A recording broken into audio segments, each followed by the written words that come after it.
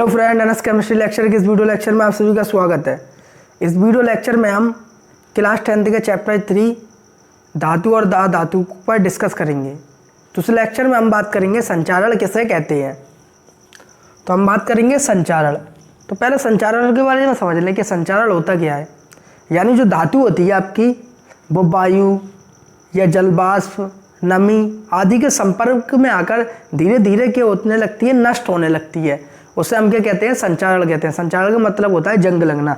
यानी धातु की जो ऊपरी परत पर आपने देखी लाल लाल भूरे रंग की परत चढ़ जाती है और धीरे धीरे क्या होने लगती है, नष्ट होने लगती है, जिसे हम क्या कहते हैं, संचारण कहते हैं। संचारण का मतलब होता है धातु पर जंग का लगना। तो बात करते हैं संचारण की। जब धातु की सतह जल, वायु या अन्य किसी पदार्थ से प्रभावित होती है, जब धातु की सतह होती है वो जल, वायु या अन्य कोई दूसरा पदार्थ है उससे प्रभावित होती है, तो इसे धातु का संचारित होना कहते हैं और इस परिघटना को संचारण कहते हैं। संचारण का मतलब होता है जंग का लगना। तो संचारण का मतलब होता है आपका जंग का लगना।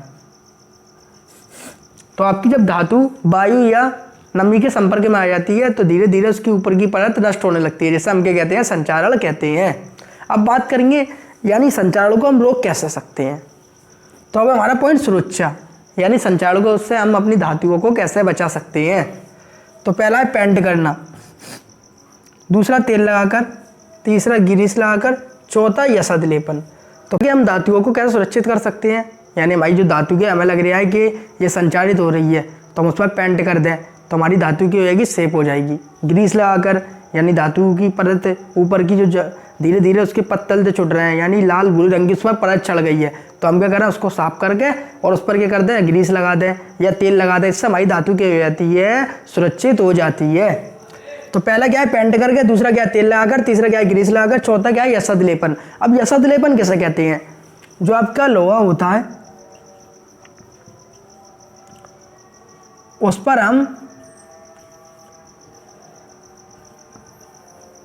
जो आपका लोहा होता है उस पर क्या होता है, जंग लग जाए, जंग लगने से बचाने के लिए उस पर हम जिंक की परत चढ़ा देते हैं, जिसे हम क्या कहते हैं, यसद लेपन कहते हैं। अब बात करते हैं मिश्र धातु।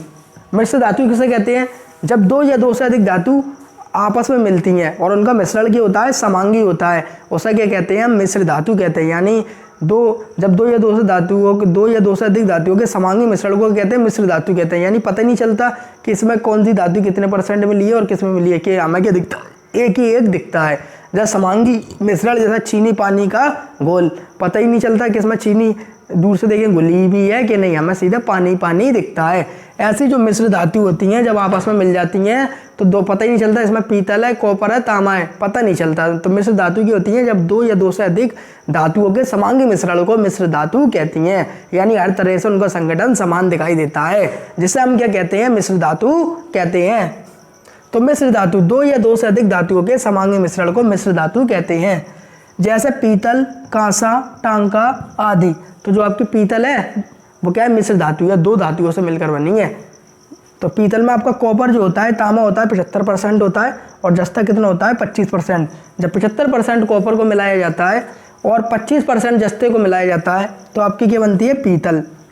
कांसा, जब 75% कॉपर को और 25% टिन को मिलाया जाता है तो आपको क्या बनती है, कांसा धातु। अब बात करते हैं अमलगम। पारा धातु की किसी अन्य धातु के साथ मिश्र से प्राप्त हुई मिश्र धातु अमलगम कहलाती है। अमलगम कैसे कहते हैं, जब आपका क्या है, मरकरी है, इसे हम पारा भी कहते हैं। तो जो आपकी मरकरी है ये किसी भी धातु के साथ क्रिया करके यौगिक बनाती है, उसे हम क्या कहते हैं, अमलगम कहते हैं। जैसे जो कॉपर के धातु ने रिएक्शन करी है तो होगा कॉपर अमलगम। जो क्या है, टिन अमलगम।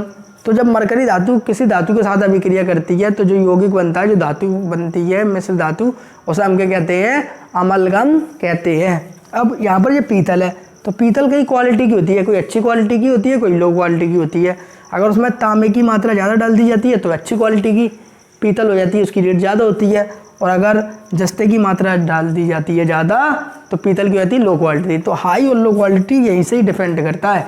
यानी अगर आपकी कॉपर की मात्रा ज़्यादा है तो पीतल महंगी मिलेगी और जस्ते की जब मात्रा ज़्यादा है तो आपकी पीतल सस्ती मिलेगी।